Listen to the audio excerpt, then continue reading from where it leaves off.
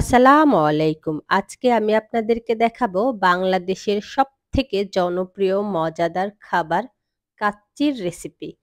আর এই কাচ্চির রেসিপি করার জন্য প্রথমে নিয়েছিল সয়াবিন তেল, তারপরে দিয়েছি লবণ এবং শুকনা মরিচের গুঁড়া। আর এটা হচ্ছে কাচ্চির স্পেশাল মসলা, যেখানে আছে জয়ফল, জয়ত্রী, সাদা গোলমরিচ, কালো গোলমরিচ, দারচিনি, এলাচ, তেজপাতা।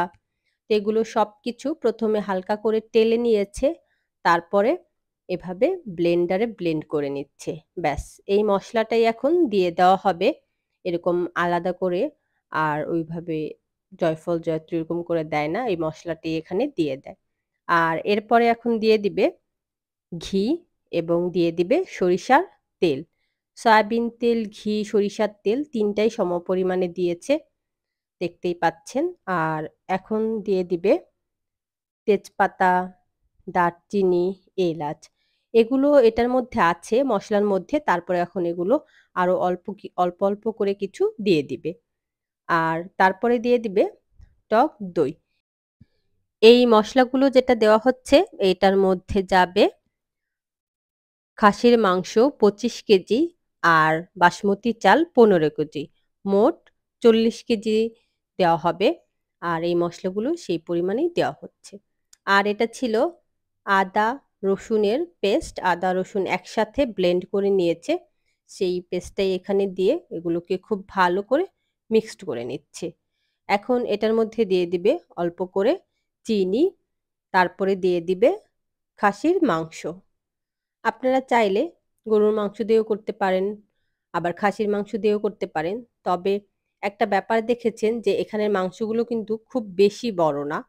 মানে কাচ্চির মাংস যেমন অনেক বেশি বড় হয়, এটা ওইরকমটা না। কারণ হচ্ছে এটা একটা বুফে রেস্টুরেন্ট, তো এখানে খুব বেশি বড়, বড় মাংস এভাবে দেওয়া হয় না। কিন্তু কাচ্চির মাংস যেহেতু বড় হয় সেই হিসাবে এটা কিছুটা বড়। আর এখন দিয়েছে পেঁয়াজ, বেরেস্তা এবং টমেটো সস। আর এখানে যেহেতু বাসমতি চাল দিয়ে করা হচ্ছে, আপনি যদি পোলার চাল দিয়ে করেন ওইটা কিন্তু একটু ডিফারেন্ট হবে। আর যেহেতু বাসমতি চাল দিয়ে করছে এটা একটু ডিফারেন্ট।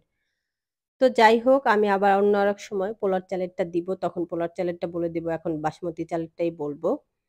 তো এখন এগুলো দিয়ে মিক্সড করে তারপরে উপরে কিছু আলু দিয়ে এবং এর উপরে টমেটো সস দিয়ে তারপরে আরো কিছু মসলা এবং চাল দিয়ে দেওয়া হবে। দেখতেই থাকুন। তো এটা চুলার উপরে দিয়ে দিয়েছে, অল্প করে চুলার আঁচ দিয়েছে এবং চুলার উপরে দিয়েছে। আর এখানে পাশের আরেকটা চুলাতে দিয়েছে পানি এবং তেজপাতা, এলাচ, দারচিনি আর দিয়েছে লবণ। আর এই বাসমতি চালগুলো বেশ কিছুক্ষণ পানির মধ্যে ভেজানো ছিল। যেহেতু বাসমতি চাল ফুটতে একটু সময় লাগে, এজন্য এটা একটু পানিতে ভিজিয়ে রাখলে এটা একটু তাড়াতাড়ি ফুটে যায়। তো এজন্য বাসমতি চালগুলো ধুয়ে কিছুক্ষণ পানিতে ভিজিয়ে তারপরে ঝরিয়ে এই পানির মধ্যে দিয়ে দিয়েছি। তো এটা বেশ কিছুক্ষণ এরকম করে ফুটিয়েছে। যেহেতু বাসমতি চাল ফুটতে একটু সময় লাগে, আবার খাসির মাংসগুলোর পিচ অনেক বেশি বড় না। তো এইজন্য এটা একটু ফুটিয়ে নিয়ে ৫ থেকে ৭ মিনিট এরকম করে এটা ফুটিয়ে নিয়ে তারপরে এটা নামিয়ে নিবে। দেখবে এটা কেমন সেদ্ধ হয়েছে। তো এটা যখন 30-40% সেদ্ধ হয়ে যাবে তখন এটা নামিয়ে নিবে। আর আপনি যদি পোলার চাল দিতেন সেক্ষেত্রে কিন্তু আরো আগেই একদম পানিটা যখন বলকে উঠতো তখনই নামিয়ে নিতে হতো। তো এটা হচ্ছে এটার মধ্যে বিশেষ একটি পার্থক্য। তো এখন এটা হয়ে গেছে। তো এইজন্য এগুলো খুব দ্রুত করে ছেঁকে নিয়ে নামিয়ে নেওয়া হবে। আর এই চালগুলোই তারপরে ওই খাসির মাংসের উপরে দিয়ে দেওয়া হবে। আর আমরা মূলত জানি যে কাচ্চি বিরানি সবকিছু বসিয়ে দমে দিয়ে দিতে হয়। এটাও দমে দিবে। তবে সবার রান্নার প্রসেস সবকিছু তো একরকম না। আর এখানে যেহেতু প্রতিদিন কাচ্চি হচ্ছে, কখনো কম কখনো বেশি, বুকিং যেমন হয় তেমন। তো এরা একটু বেশি এক্সপার্ট, যারা অনেকদিন পরে করে তাদের তুলনায়। তো এইজন্য এটা আপনার কাছে একটু অন্যরকম মনে হলে মনে করবেন যে একেকটা শেফের, একেকটা বাবুর্চির একেক রকমের হয়। তো ডোন্ট বি কনফিউজড। তো এখানে দিয়েছে পেঁয়াজ বেরেস্তা, কিশমিশ এবং আলু বোখরা। আর এটা হচ্ছে ক্যাশনাট বা কাজু বাদাম যেটা ওইটা ব্লেন্ড করে তারপরে একসাথে সবগুলোকে মিশিয়ে খুব ভালো করে মিশিয়ে তারপরে এটা ছড়িয়ে দেওয়া হবে। এই যে দেখা যাচ্ছে যে এটা চুলার আঁচটা যেহেতু অল্প করে দিয়েছিল তাই একটু বুদবুদ। এখানে যেহেতু চালটা একটু সেদ্ধ করে নিয়েছে তাই এখানে আবার মাংসটাও একটু গরম হয়ে গেছে অনেকটাই, এটা দিয়ে দিচ্ছে। তো এটা আপনারা বুঝে নেবেন বিষয়টা যে এরকম হতেই পারে যে একেক রকমের জিনিস একেকজনের কাছ থেকে একেক ধরনের শিখবেন। তো যাই হোক এখন ওই চালগুলো আবার এটার মধ্যে ছড়িয়ে দিচ্ছে। একদম খুব ভালো করে এটা সমান করে দিয়ে দিবে। ১ম এ এটা এভাবে দিয়ে তারপরে পুরোটা একেবারে সমান করে তারপরে দেবে। তবে হ্যাঁ, এখানে ২ টা লেয়ার করবে। এই যে ফার্স্ট এর একটা লেয়ার দিয়েছে। এখন এটার উপরে এই সবগুলো চাল দিয়েও দিতে পারে। আবার আপনি মনে করলেন যে ওইটার লেয়ারে মসলা কিছু দিবেন, দিতেও পারেন। কিন্তু আপনার হয় যে আপনি যদি উপরে যেকোনো কিছুই দিয়ে দেন, বিশেষ করে লিকুইড জাতীয় কিছু, তরল কিছু তাহলে কিন্তু ওটা নিচ পর্যন্ত এমনিই চলে যাবে। তো আপনার মাঝখানে লেয়ার করলেও করতে পারেন, নাও করতে পারেন। তো এরকম করে এখন পুরোটা একদম সুন্দর করে সমান করে চালগুলো বিছিয়ে দিয়েছে, ভাতগুলো। এখন এটার উপরে আরেকটা যে মিশ্রণ ওইটা দিয়ে দিবি।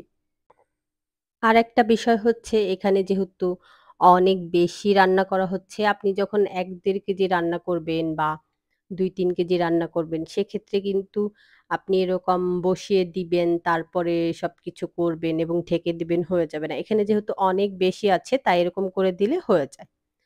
তো যাই হোক এখানে এটার সাথে আবার ওই ফুটানো পানি যেটা ছিল চালের ওই পানিটা মিক্সড করে দিচ্ছে। মিক্সড করে পুরা একটা এরকম ভরে তারপরে এই পানিটা পুরোটাতে ছড়িয়ে দিবে।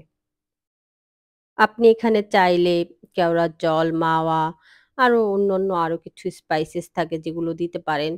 তো আমি মনে করি এখানে খুব কম উপকরণ দিয়ে খুব মজাদার করে কাচ্চিটা রান্না করা হয়েছে। আপনাদের কাছে ভালো লেগেছে আর আপনারা অবশ্যই কিছু শিখতে পেরেছেন। আর অবশ্যই আমি এরপর ইনশাল্লাহ চেষ্টা করব গরুর মাংস দিয়ে কাচ্চি তৈরি এবং পোলার চাল দিয়ে কাচ্চি তৈরি ওগুলোর ভিডিও আপলোড করতে। তো অবশ্যই চ্যানেলের সাথেই থাকবেন। তো এখন এরকম করে দিয়ে জাস্ট আর কিছুই করবে না। এখন এটা ঢেকে দিবে। ঢেকে দেওয়ার পরে এটা ১-১.৫ ঘন্টা পরে তারপরে নামিয়ে ফেলবে। তো এটা দেখা যাবে আবার আপনাদের চুলা যদি হয় যে ছোট, এটা চুলা যেহেতু বড়, সেক্ষেত্রে একটু বেশি সময় লাগতে পারে। কিন্তু দেখা যায় যে ৪৫ মিনিট পর যেমন এখন এই সাইডে আছে ৪৫ মিনিট পরে এটা একটু ঘুরিয়ে দিলে হয়ে যায়। এরকম ১.৫ ঘন্টার মতো লাগে আরকি। তো এটা বেড়ে নেওয়ার সময় আমি ছিলাম না। তারপরে জাস্ট আপনাদের ফাইনাল লুকটা দেখিয়ে দিয়েছি।